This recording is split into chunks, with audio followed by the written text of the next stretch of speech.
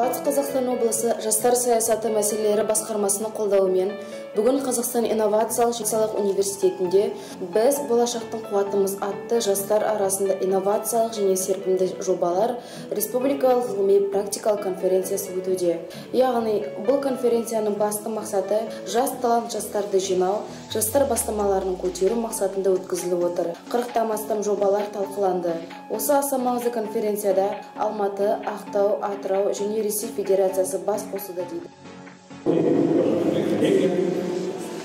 Я выступаю от имени экспертной комиссии, которая участвует в работе секции, связанной с радио, электроникой, связью и аэрокосмическими технологиями. На самом деле я уже второй раз принимаю участие в этом мероприятии. И мероприятие как раз второе. То есть можно сказать, что во всех мероприятиях, которые проводились под эгидой объединения, я участвовал. Поэтому я хочу отметить, что уже во второй наш раз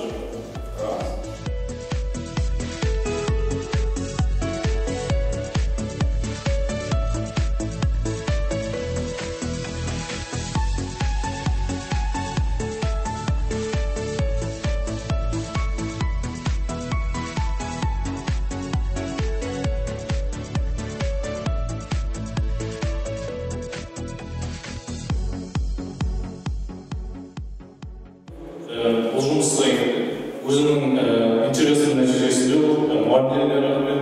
Енді мынауды өзіме жасаған. Я просто как провел процесс исследований. Просто мне нравится, что я сделал. Спасибо.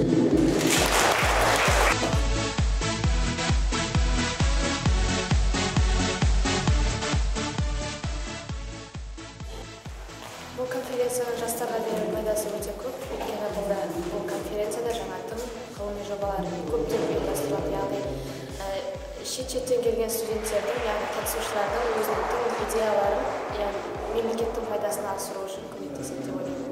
Яғни идея қосқанда Экспо 2017 жылға арналған, яғни 2017 жылы көрмеге арналған ғимарат жобасын ұсынған, яғни ол Экспо 2017-те өтетін